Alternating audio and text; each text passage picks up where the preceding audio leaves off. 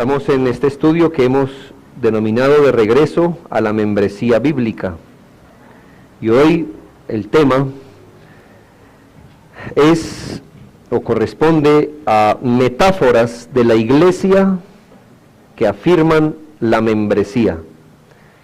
Estamos queriendo comprobar y corroborar una y otra vez por la palabra de Dios que esto de ser miembro de una iglesia bíblica es la voluntad de Dios, que Dios espera que todos los creyentes en el Señor Jesucristo no solamente asistan a una iglesia, sino que formen parte de ella. Y hoy vamos a ver algunas metáforas de la iglesia, metáforas que la Biblia usa para referirse a la iglesia, que van a afirmar lo que hemos ya venido diciendo, que es necesario que un creyente sea miembro de una iglesia. En el área del lenguaje existe lo que conocemos como lenguaje metafórico. ¿Qué es una metáfora? Es una comparación de una cosa con otra con el fin de ilustrar una realidad. Cuando comparamos una cosa con otra, con el fin de ilustrar alguna realidad. Por ejemplo, si abrimos la Biblia en Juan 6:35, encontramos una de muchas metáforas que hay en la Biblia. Juan 6:35 dice, Jesús le dijo, yo soy el pan de vida. El que a mí viene nunca tendrá hambre, y el que en mí cree no tendrá sed jamás. Aquí creo que entiende la metáfora. El Señor se está comparando con el pan. Ahora, es una comparación con el fin de ilustrar una realidad. ¿Qué realidad el Señor estaba ilustrando aquí? Que Dios o Cristo es para el alma lo que el pan es al cuerpo. Cristo es al alma lo que el pan es al cuerpo. Y yo le diría, no el pan literalmente, sino cuando la Biblia habla de pan está incluyendo todo lo que necesitamos para vivir. Ahora, yo le preguntaría, ¿qué tan necesario es el sustento para usted? ¿Es un lujo? ¿Es un accesorio? No, es una necesidad imperiosa. Lo que en el campo natural es o son nuestras las cosas de nuestro necesario vivir, para el alma lo es Cristo. Yo soy el pan de vida. También podemos ver un lenguaje metafórico en Salmo 31, versículo 2. Salmo 31, versículo 2. Y el salmista aquí usa el lenguaje metafórico cuando dice, inclina a mí tu oído, líbrame pronto, sé tú mi roca fuerte y fortaleza para salvarme. Sé tú mi roca fuerte. Ahora, hablemos a nivel de lo natural. Si usted va por un camino, algo peligroso, y se está hundiendo o se está resbalando, una roca firme,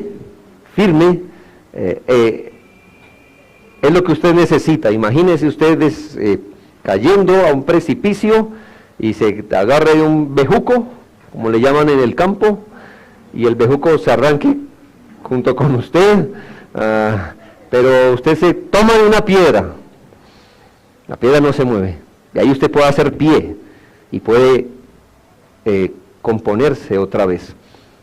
Así que piense, espiritualmente hablando, el salmista está diciendo, bueno, en mi vida, con tantos peligros que hay, si usted leyera el contexto principalmente de mis pecados, cuando siento resbalar, sé tú mi roca. Él espera que Dios sea esa fortaleza espiritual para que no se dé, no resbale al pecado. Pero mire, aquí está el lenguaje metafórico. Lo que para un camino es una roca fuerte, para la vida espiritual sería Dios. Una metáfora bíblica entonces nos ayuda a ver una realidad espiritual, buscando una similitud para que podamos entender. En la palabra de Dios existen algunas metáforas con respecto a la iglesia que nos permiten entender mejor la iglesia. Algunas metáforas nos dejan en claro la naturaleza de la iglesia, es decir, ¿qué es esto de una iglesia?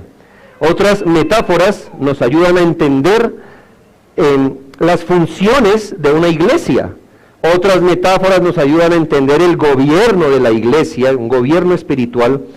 Por ejemplo, cuando dice que Cristo es la cabeza, ¿nota? Es una metáfora que nos dice cómo es el gobierno espiritual de una iglesia, y en otras podemos ver hasta algo del propósito de la iglesia. Así que, depende de la metáfora que usted mire, se le está ilustrando una realidad de la iglesia en este caso.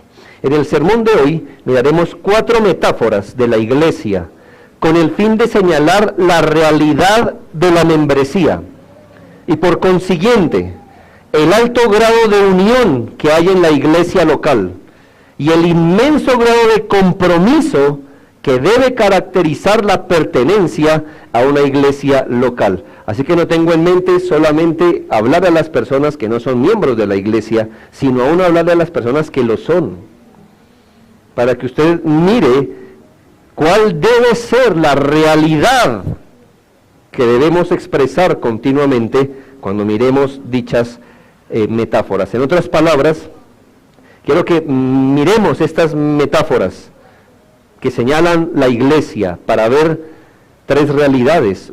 La primera de ellas es la realidad de ser parte de una iglesia. No voy a explicar eso en cada metáfora, pero quiero que usted mire, cuando estudiemos cada metáfora, mire que hay una realidad, que uno debe ser parte de una iglesia. Lo segundo que va a ser muy obvio es que hay un grado de unión, un alto grado de unión entre los miembros de la iglesia. Espero ser claro para que para usted sea obvio ver que en la iglesia uno no debe ser asistente sino miembro, y que al ser miembro debe mostrar un alto grado de unión con la iglesia local. Y tercero, que hay un alto grado de compromiso. Es un grado alto en que los miembros estamos comprometidos los unos con los otros. Hablar de compromiso hoy día quizá se haya desdibujado. Antes había compromisos cuando usted estrechaba la mano de alguien. Eso era, anteriormente, eso tenía la validez de un contrato. Eso era como la notaría. Usted estrechaba la mano de alguien y decía, me comprometo, me comprometo. Bien, quiero que miremos que pertenecer a una iglesia evidencia un gran y alto grado de compromiso.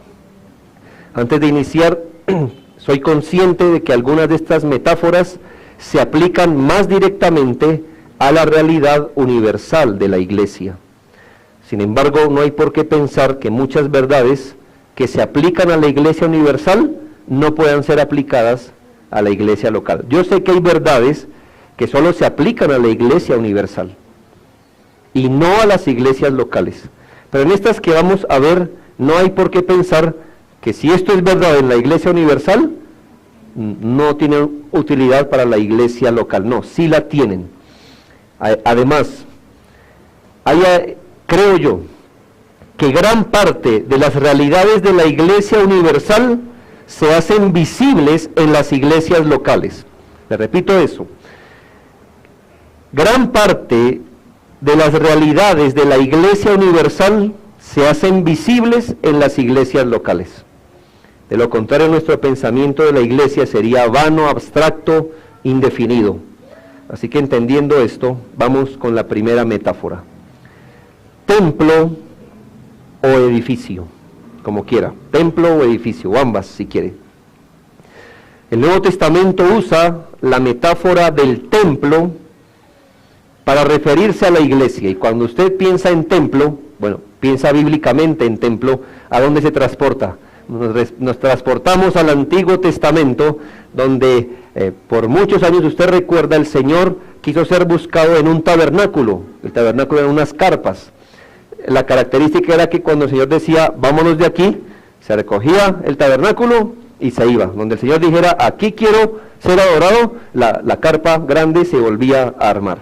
Pero cuando el pueblo de Dios hereda la tierra prometida, entonces ya están en un lugar fijo, ya no había necesidad de ir y venir por el desierto. El Señor deja que Salomón construya un templo. Y ese templo, Salomón lo construyó de los mejores materiales, con los mejores acabados. El templo era la gloria, casi literalmente, de Jerusalén. No solo una gloria espiritual, porque Dios hizo allí su morada, sino porque realmente el templo de Salomón era enchapado en oro. Esa era la visión que Salomón quería proyectar. Si este es el templo, imagínese el Dios del templo. Eso era más o menos. Y todo era muy, muy acabado, todo muy pulcro. Bien. Sin embargo, nosotros reconocemos que hoy la presencia de Dios, la presencia especial de Dios, no se encuentra en un lugar, en un edificio. Creemos que esta realidad del Antiguo Testamento, o más bien la sombra del Antiguo Testamento, nos estaba mostrando hacia adelante una realidad futura. Y la realidad futura se llama iglesia. La iglesia va a ser comparada con el templo. Pero el énfasis de los textos que veremos es señalarnos cómo la iglesia tiene que ver con la adhesión, con la unión, con el apego que hay entre los creyentes, donde ellos son comparados con las piedras o ladrillos de dicha construcción.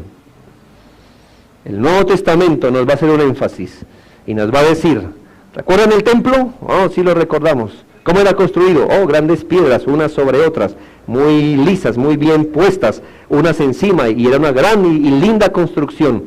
Bueno, ahí está la metáfora.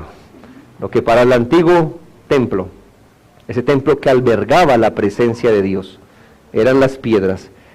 Adentro de sus piedras se manifestaba la presencia de Dios. Ahora los creyentes vienen a ser como esas piedras, juntos, ahí dentro de esa unión habita el Señor. Efesios 2:21 empieza a mostrarnos esta metáfora. Efesios 2:21 dice, en quien todo el edificio, Cristo está hablando de Cristo, en quien todo el edificio, bien coordinado, va creciendo para ser un templo santo en el Señor. Si nota cómo se le llama ahora, según el contexto de Efesios 2, al conjunto de creyentes, se le llama un edificio. Pero este edificio no está completo. Este edificio, según este texto, va creciendo. ¿Y cómo va creciendo? Dice de forma coordinada. La palabra que se usa aquí, donde dice que todo el edificio bien coordinado, es la palabra sunarmologeo. Y eso no nos diría nada si esta palabra no significara bien compacto, unido estrechamente. Y aquí, como se nos resalta, es muy obvio a la vista lo que quiere hacer esta metáfora. ¿Cómo ves que están los ladrillos en esta edificación? Tú los ves como algo compacto,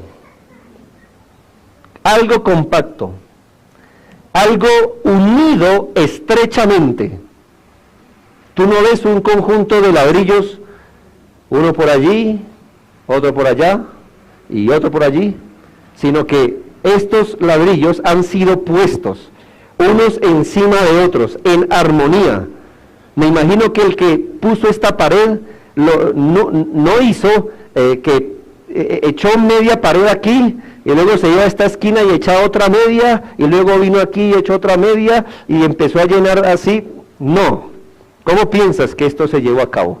Desde abajo, en orden, hasta arriba, y puedes ver cómo el edificio por dentro y por fuera muestra la habilidad del que lo ha construido.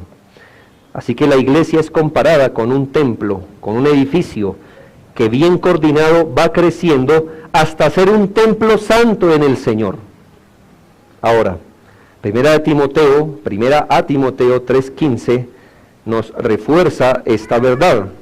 Es un texto que hemos venido viendo y dice: para que si tardo sepas cómo debes conducirte en la casa de Dios. Casa de Dios la vamos a dejar para después, pero miremos que es la iglesia del Dios viviente, columna y baluarte de la verdad. Aquí es un claro lenguaje de construcción, ¿no le parece? Columna y baluarte, es claro la construcción ahí. Y así que la Biblia es comparada con un edificio que tiene la responsabilidad de ¿qué? De soportar, de aguantar. ¿Qué cosa? Según este texto, la verdad. Si usted mira este lenguaje de construcción, columna y baluarte, piense, ¿qué característica debe tener una edificación que soporta el peso? Columna y baluarte, ¿no? ¿Qué característica debe tener la edificación que soporta el peso? No encuentras una pared por ahí sin ninguna conexión con la próxima, ¿no? Si tú miras esta construcción es perfecto porque nos permite ver lo que en otras construcciones está oculto. ¿Qué ves que hace esta viga con respecto a las demás? Está entrelazada. Y si tú ves cada columna, está entrelazada una a otra. ¿Cuál es la idea de este edificio si la idea es soportar toneladas de peso, incluyéndonos a nosotros adentro? ¿Cuál es la idea? Que sea compacto. Imagínate esta columna, no aquí, pero el constructor dijo: no quiero esa columna ahí, es que se me ve muy junta, la voy a colocar en la esquina, sin ninguna conexión con esto. Y a mí se me da por decir: ¿qué tal si cogemos esa, que es que no me deja ver muy bien, y la ponemos en la otra esquina? Es parte del edificio, ¿no? Bueno, no, porque si esto va a soportar peso, ¿dónde debe estar? Aquí mismo, entrelazada una cosa entre la otra. De lo contrario, no seríamos ningún baluarte, no podríamos soportar lo que según la Biblia la iglesia debe soportar. Y quizá el más claro sea Primera de Pedro 2:5, donde la Escritura nos nombra esta realidad. Primera de Pedro 2:5 dice: vosotros también, a los creyentes, vosotros también, como piedras vivas, sed edificados como casa espiritual y sacerdocio santo, para ofrecer sacrificios espirituales aceptables a Dios por medio de Jesucristo. ¿Cómo le llama este texto a los creyentes? Piedras que vivas, piedras que viven. El Señor hace su edificio de piedras vivas, es decir, de regenerados, de vida espiritual, de los que han pasado de muerte a vida. Y vuelvo y te pregunto, ¿cómo están las piedras en una edificación? Claro, era más obvio en tiempos antiguos, donde no había estuco, donde no se cubría, sino que las piedras quedaban literalmente expuestas y tú podías ver. Y no eran piedras como estas. Las edificaciones antiguas se gozaban de ser una piedra, un cubo inmensamente grande, alisado con perfección, y al lado puesta otra. Por eso quizá nos gusta ir al centro de nuestra ciudad, donde se preservan esas edificaciones, edificios grandes, el Congreso y cosas así. No digo lo que está por dentro, digo lo que está por fuera. Es lindo, es precioso ver piedra tras piedra allí, bien puesta, alto. Hermano, eso ha temblado ¿cuántas veces en Bogotá? ¿Y cómo la ve? Allí, hermano, allí está. Eso se hizo para durar y difícilmente usted va a ver eso derrumbado. Esa era la intención. Ahora, hermanos, espero que estos 3 textos sean suficientes para que usted mire no solo la realidad de pertenecer, sino la realidad de la unión y el compromiso. en la iglesia, permítanme hablar así, no hay piedras ocasionales o piedras no comprometidas con el edificio. Vamos a hablar como en una parábola. Entonces, hoy día, 3 de esos ladrillos dicen, qué bueno, yo estaba ahí en la pared, pero hoy no quiero estar en la pared, adiós, se van. Y entonces son piedras ocasionales de nuestra pared. Van y vuelven. Y la viga un día dice, esta vez los acompañé, en 8 días nos vemos, adiós, y se va nuestra viga de por aquí. O sea, si te ríes, es porque ves lo loco de esto. Tú dices, yo no tengo piedras ocasionales en mi casa. Mi casa está compuesta por piedras que ahí se van a quedar siempre. Ahora, ¿notas el concepto de pertenecer? Si tú no eres parte de ninguna iglesia local específica, tú eres como ese ladrillo del que te acabaste de reír, o de esa viga de la que te acabas de burlar. Tú estás allí con nosotros para unas cosas y para otras, como ladrillo, te quitas, como piedra viva te quitas. Ahora, no puedes estar una semana unido, adherido a la edificación. No puedes estar una semana como iglesia, la otra en otra iglesia. Luego vienes y te vas sin ninguna cohesión real. Cada piedra hace parte de la edificación, está unida, adherida. Es más, la edificación es la suma de todas las piedras juntas. Todas las piedras están allí, cooperando poco a poco. Yo sé que un ladrillo no hace el edificio. Es más, sin un ladrillo pudiéramos seguir con este edificio. Pero hermanos, no hay que huir que el edificio es el conjunto de las piedras vivas unidas. Lo uno lleva a lo otro. Una piedra sostiene a otra. El conjunto de piedras sostiene otro conjunto de piedras. Y así la edificación, cada parte se necesita una a otra. ¿Es obvio para ti ver la realidad de una membresía bajo este punto? ¿Cómo justificarías que una persona es creyente y no pertenezca a ningún edificio, a ningún cuerpo de piedras vivas donde Dios mora? Allá hay unión, allá hay compromiso. Además de esta metáfora, la palabra de Dios también nos ilustra la realidad de la iglesia con la metáfora del cuerpo humano. La palabra de Dios compara la iglesia con el cuerpo. Y si en esta vemos el peso de lo que es ser miembro, cuando la metáfora del cuerpo aparece, es más obvia, porque la palabra miembro, de membresía, miembro, ¿de dónde lo sacas? Precisamente del cuerpo. Es una metáfora. Leímos públicamente aquella explicación donde el apóstol Pablo, casi como didácticamente, casi como hablándole a niños, ¿no? Diciéndole, si conoces el cuerpo, y si miras como el bracito y el ojito y la orejita, ¿sí ves? Bueno, eso es la iglesia. Esa es la iglesia. Dios no creó que Dios haya hecho el cuerpo, y después que hizo el cuerpo, dijo, ¿cómo comparo la iglesia con qué? Con el cuerpo. No, hermanos, yo soy del que pienso que Dios tenía en mente la iglesia, y por eso hizo todas las cosas para ilustrarnos la realidad de la iglesia. Dios hizo el cuerpo de tal forma que después pueda decirnos, así es que es la iglesia, como el cuerpo humano que yo creé. ¿Ves que hay una realidad en el cuerpo? Que en el cuerpo no todos los miembros son iguales, pero todos son parte del cuerpo. Aún los más pequeños, los miembros más grandes son importantes.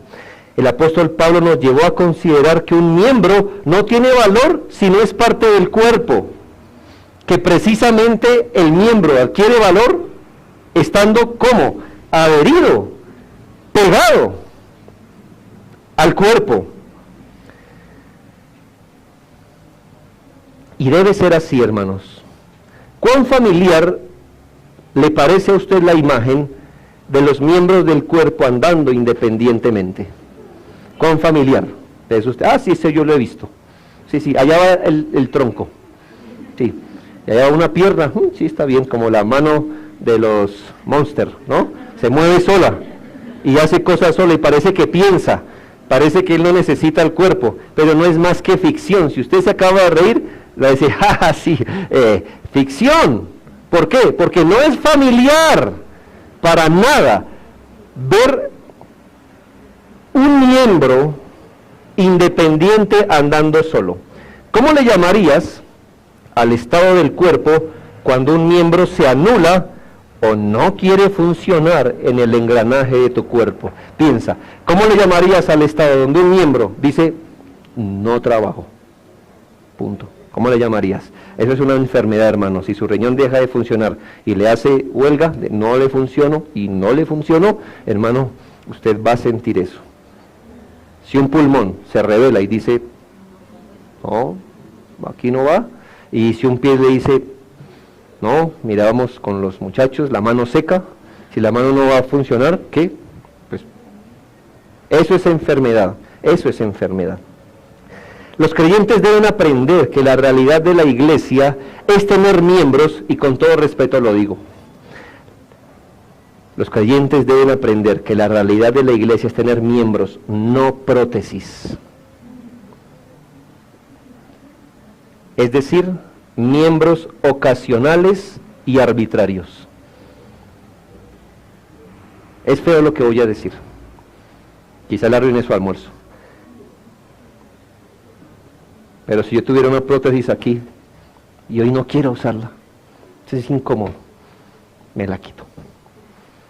¿Qué valor tiene esa prótesis por ahí? Ninguna. Dios, cuando ilustró el cuerpo, la iglesia, lo ilustró como el cuerpo, donde tenemos miembros, no prótesis. Ahora, tú no me puedes, y ojalá no me lo tomes así, el pastor nos trató a los no miembros como prótesis. Nos dijo que éramos así feos e inútiles. No, hermano. Le estoy ilustrando esto.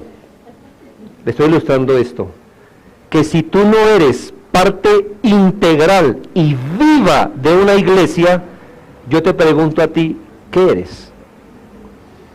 ¿Qué eres?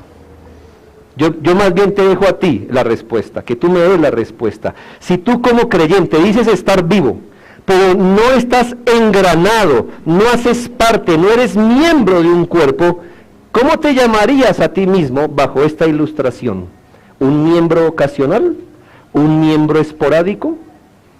¿Un miembro que va y viene según su antojo? No.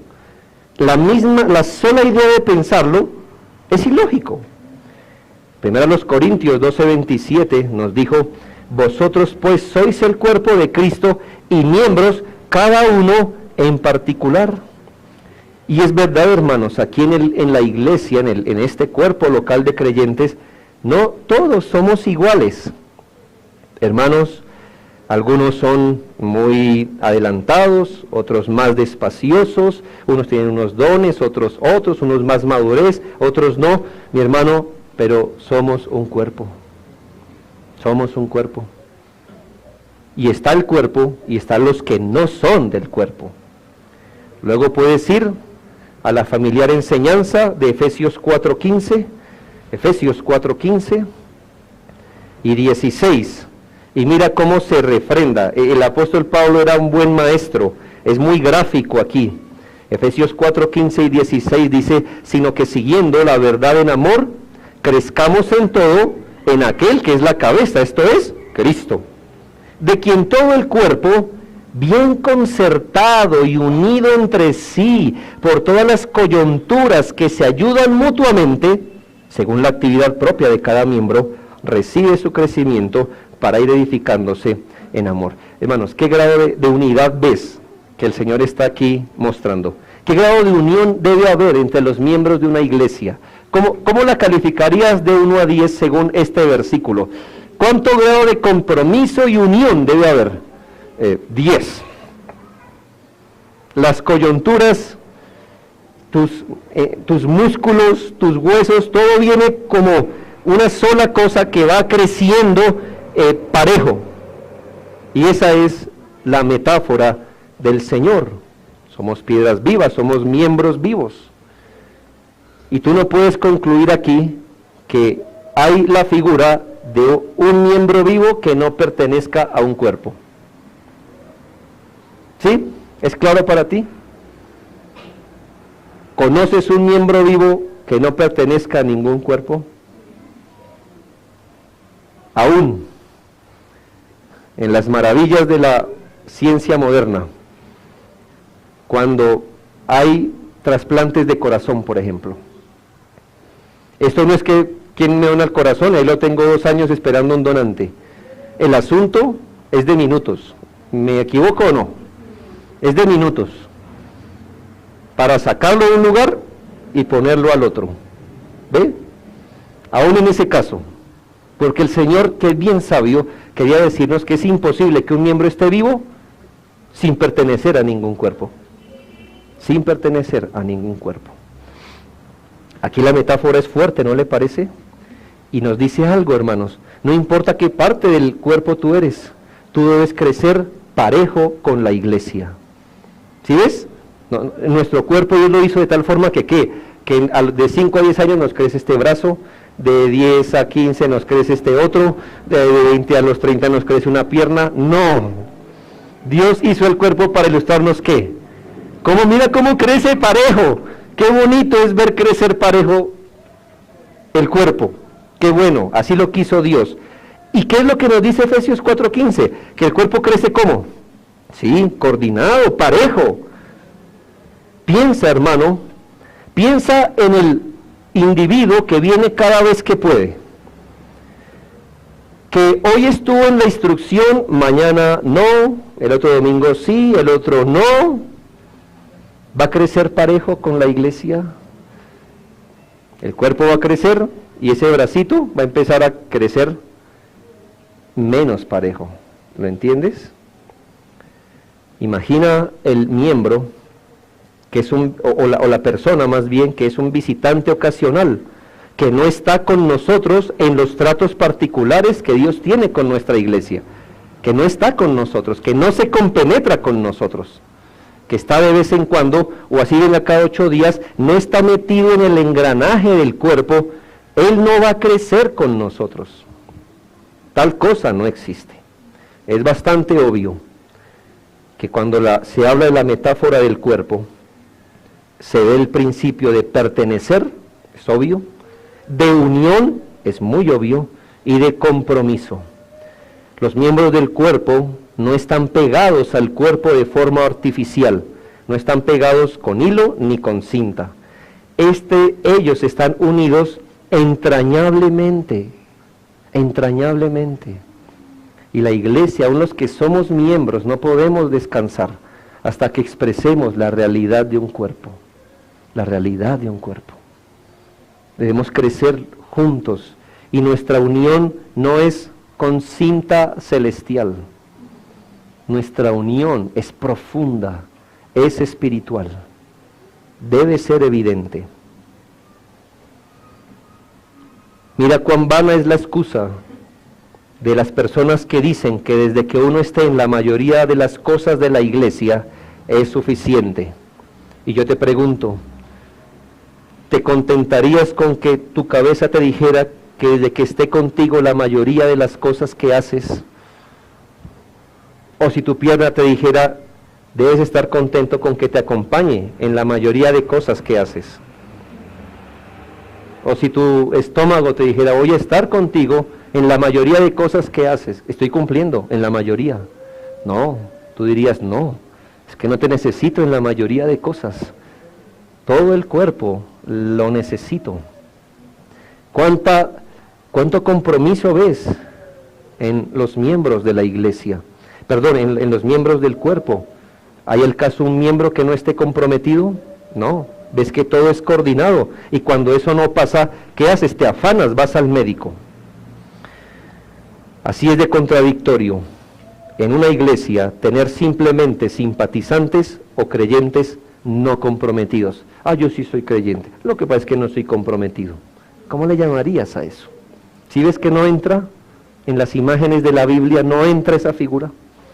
Bien, tercera metáfora, la metáfora de la familia. Entonces se pone más profundo, ¿no cree? O sea, el Señor nunca deja duda de esto. Desde otro punto de vista, la iglesia es comparada con una familia.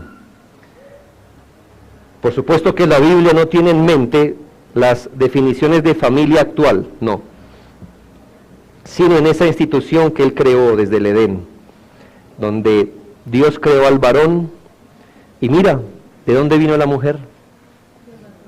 De dentro del varón. ¿Y de dónde vinieron los hijos? De dentro del varón y la mujer. ¿Ves? Es interesante ver esto.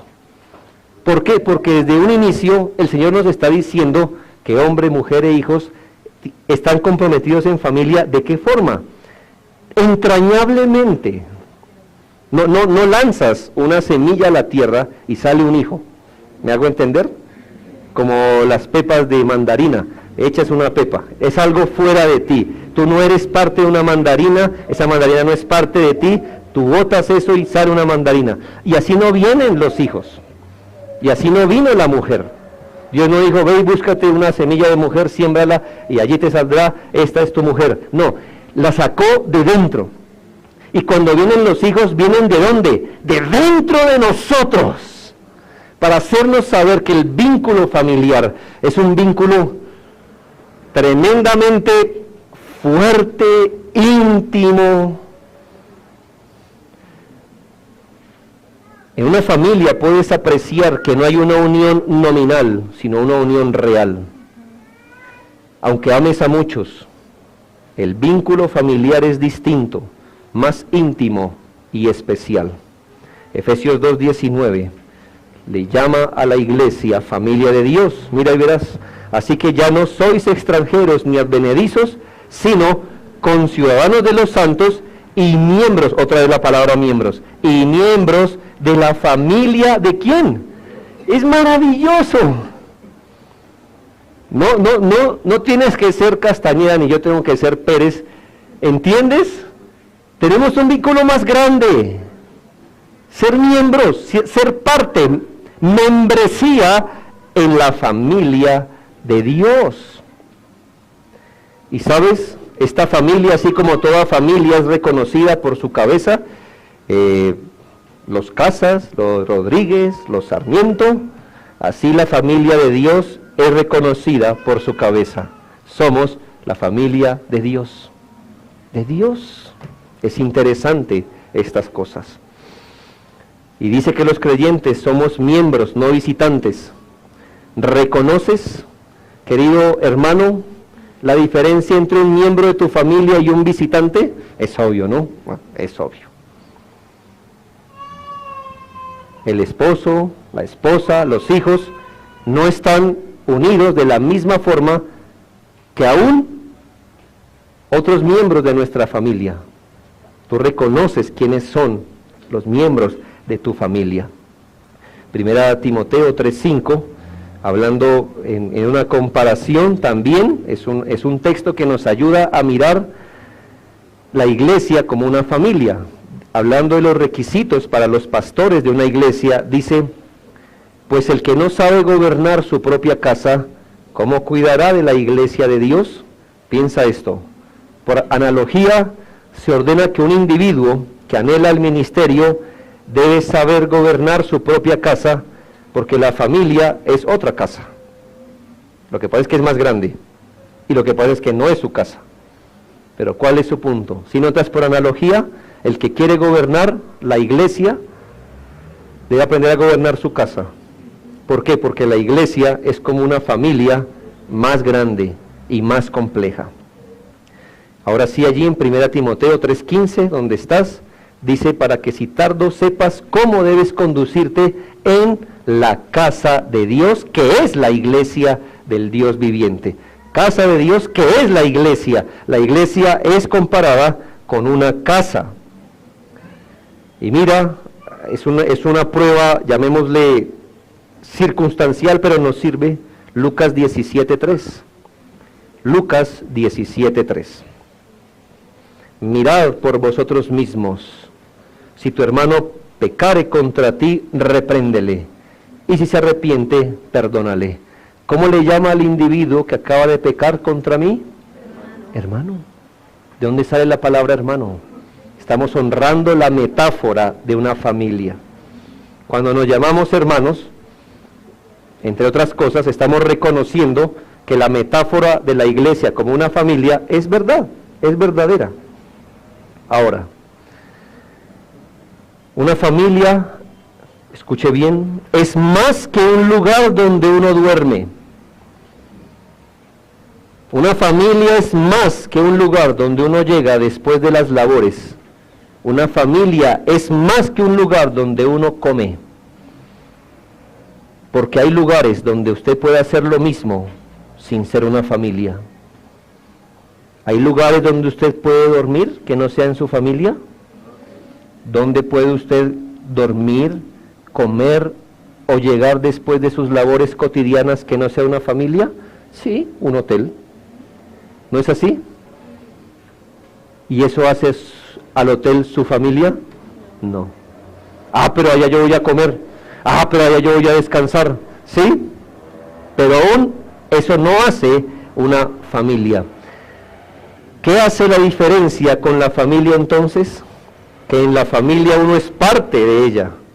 Tiene un alto grado de unión que no se puede desconocer. Allí perteneces. Hay vínculos afectivos fuertes, vínculos de sangre, de parentesco, de compromiso, de lealtad.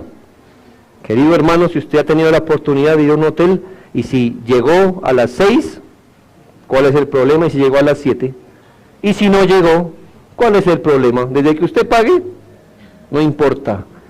Pero, ¿cuál es nuestra reacción cuando son las 6 o 7 y no llega el familiar, que generalmente llega a las 6 o 7? Uno dice, ay, ¿dónde está? Llámelo, no aparece, ¿qué pasa? ¿Sí ves? ¿Sí ves el grado? ¿Por qué haces eso?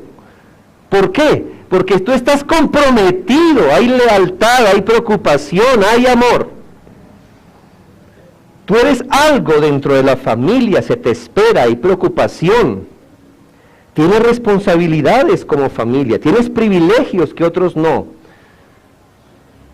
Piensa en que en una familia no se pudiera hablar de pertenencia, es decir, de pertenecer a una familia. O sea, piensa en esto. Es redundante hablar de ser de una familia y ser miembro o pertenecer a una familia. Para ti es lo mismo. Si tú dices mi familia es esta, ¿qué estás diciendo? Que tú perteneces a esta familia. Tú no tienes que ni siquiera aclarar esta cosa. Es muy obvio aquí.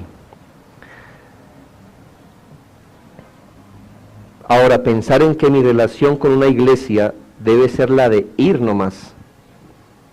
No me comprometo con la iglesia, no estoy unido con la iglesia, no tengo responsabilidades con la iglesia, no tengo deberes, no tengo tareas con la iglesia. Eso es, querido hermano, hacer de la iglesia tu hotel particular.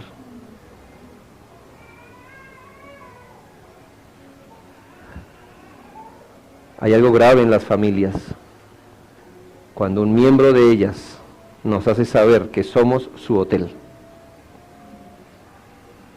Debes cuidar que los hijos en familia no tomen la casa como un hotel. No hay compromiso, no hay amor, no hay respeto.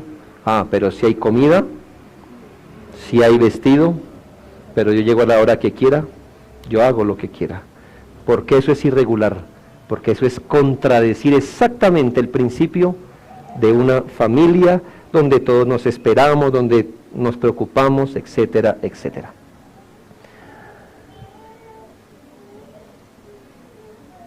Por ello insistimos que la gente se haga miembro. Si usted no se hace miembro, hermano, si viene, gloria a Dios, y si no viene, ¿qué pensamos de usted? Bueno, pues es como una persona. Yo no estoy comprometido a ir a su casa siempre, así que si mañana le llego, usted me atiende. Y si el martes no le llego, ¿me extraña? Dice, pastor, ¿qué pasó que no ha llegado? No, usted no me extraña.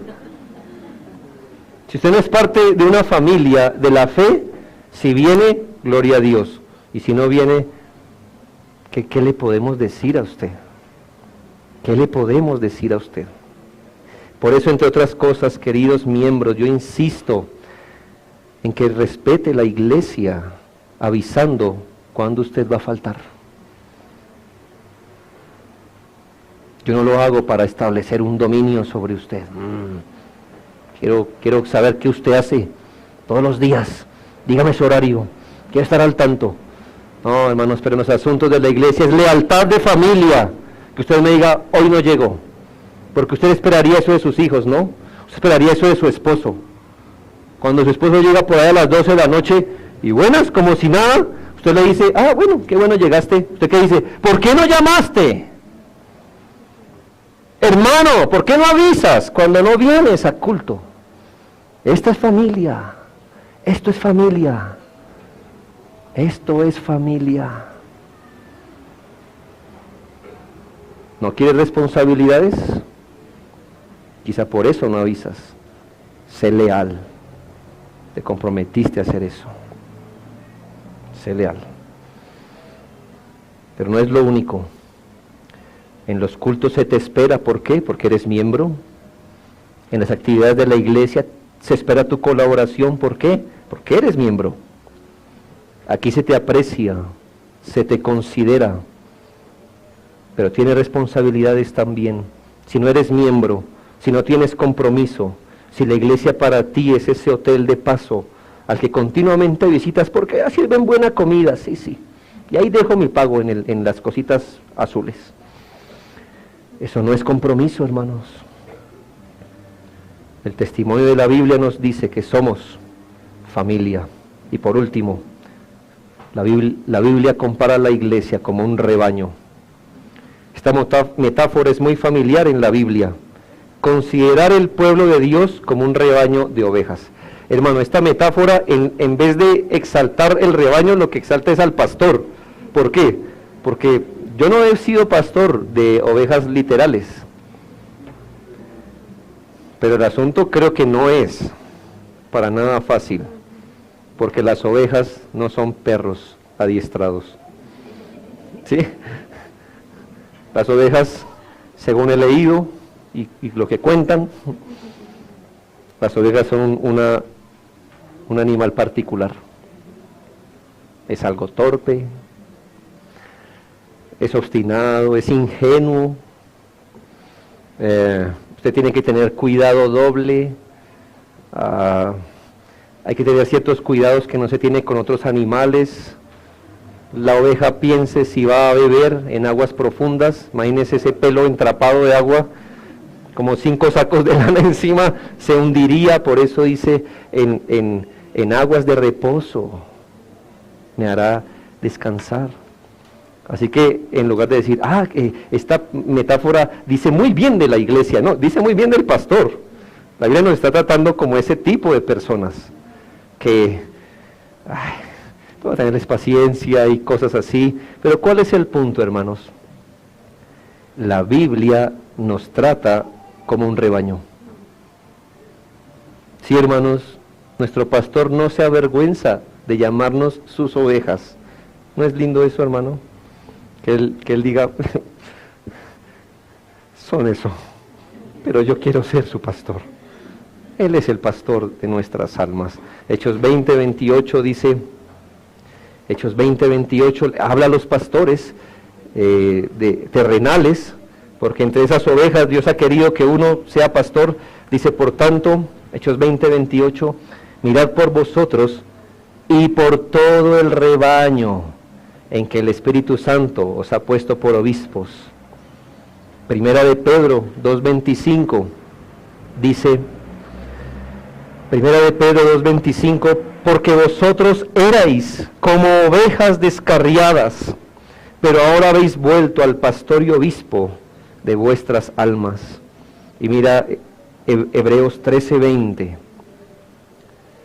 Hebreos 13:20, y el Dios de paz, que resucitó de los muertos a nuestro Señor Jesucristo, el gran pastor de las ovejas.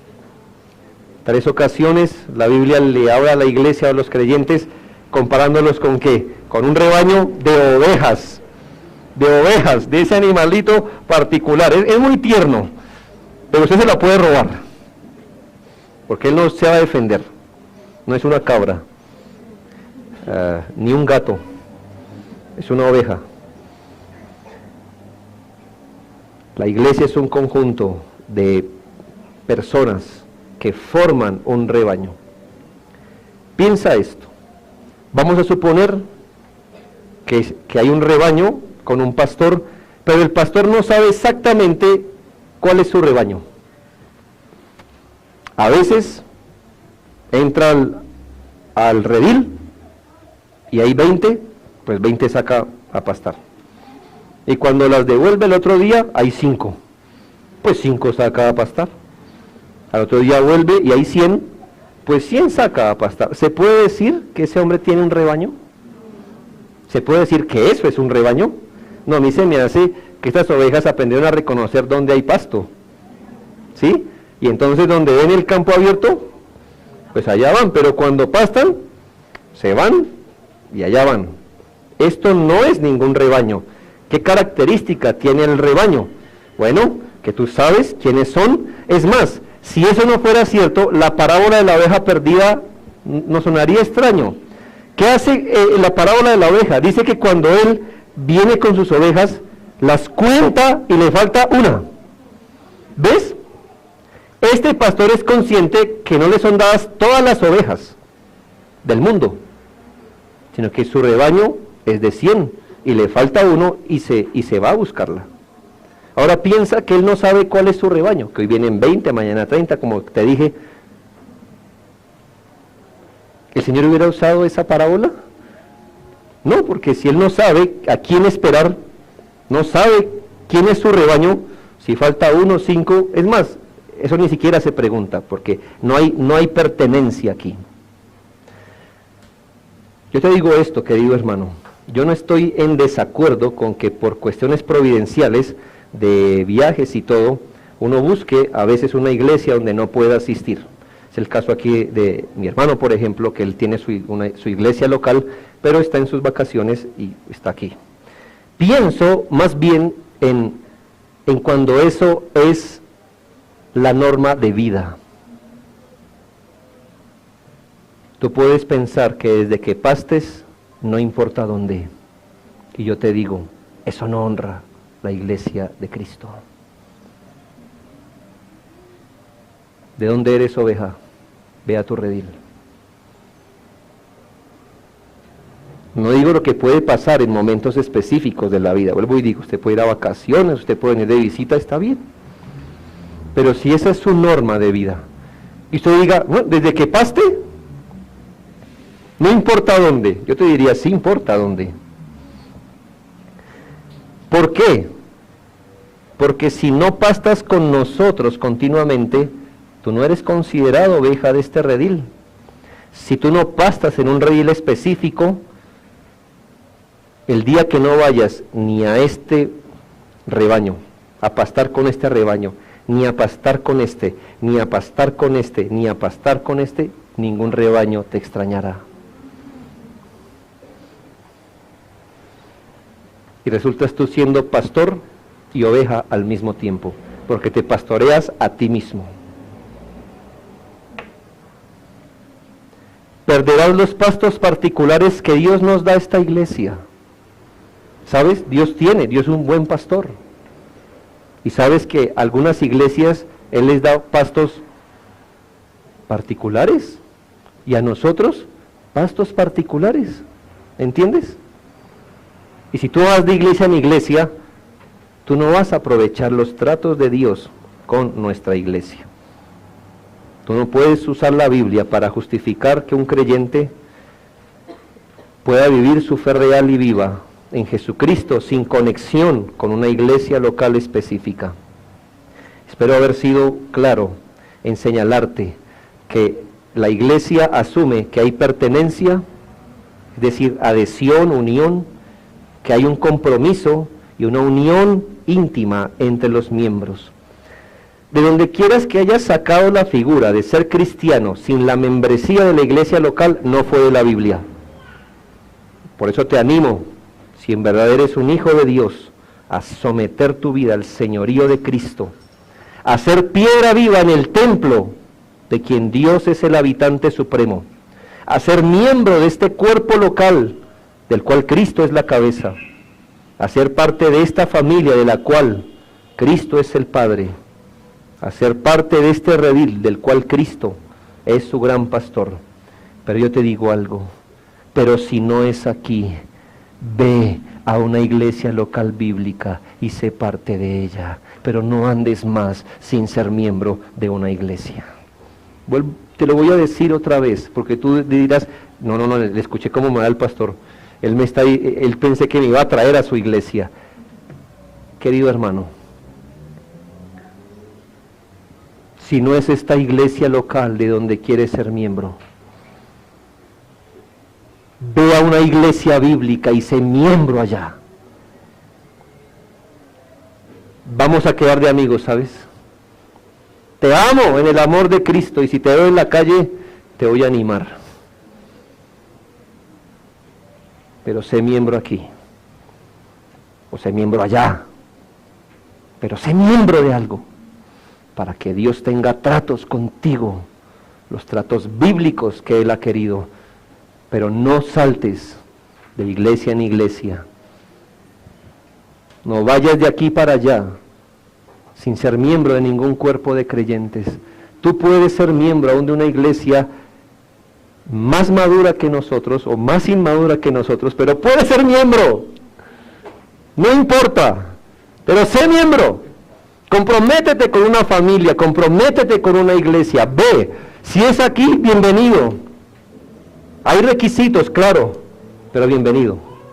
Pero si no es aquí, ve por favor, donde Dios tiene planes para ti, hazte miembro allá.